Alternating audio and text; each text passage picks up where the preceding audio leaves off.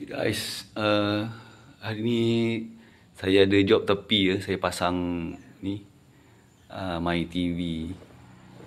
So sekarang saya tadi dah tembuk lubang dan dah gantung TV. Terus ni wire TV ni kita akan connect dekat sini dan terus ke bilik sebelah ke bilik sebelah sini. Sini kita akan kawinkan dengan skru tu. Skru pula dengan wire tu.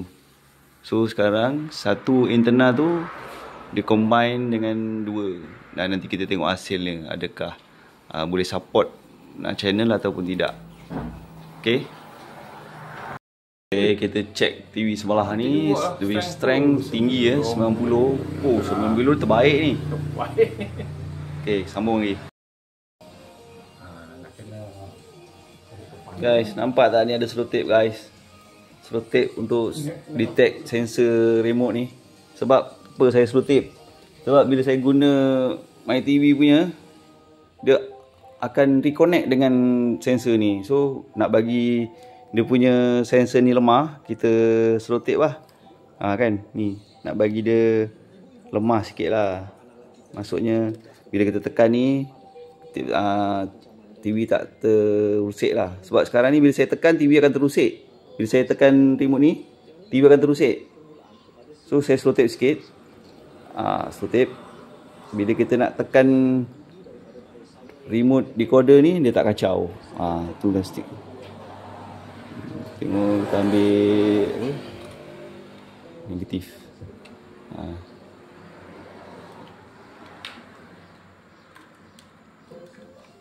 Ini speaker mana? Okay, sekarang dia tak kacau. Kalau tak sebelum ni saya ambil speaker, TV ni akan terusik. Maksudnya dia akan berubah channel.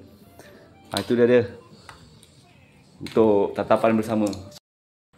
Okay guys, ni daripada decoder kita masuk sini.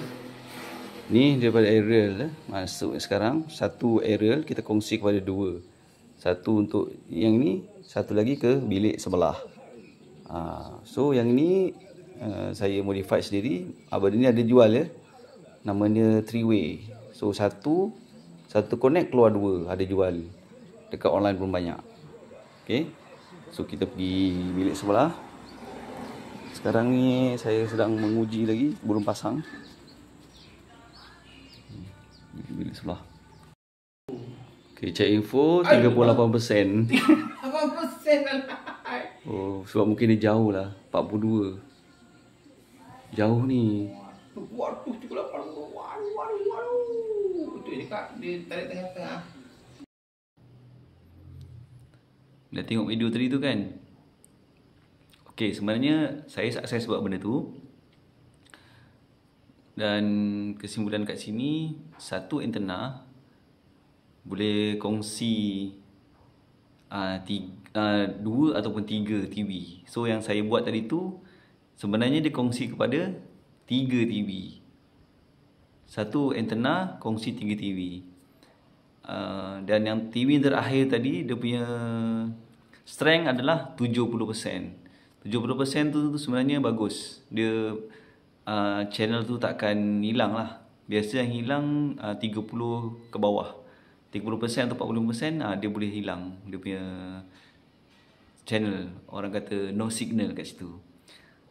So guys, untuk anda yang ada banyak bilik, boleh buat macam tu. Selamat mencuba.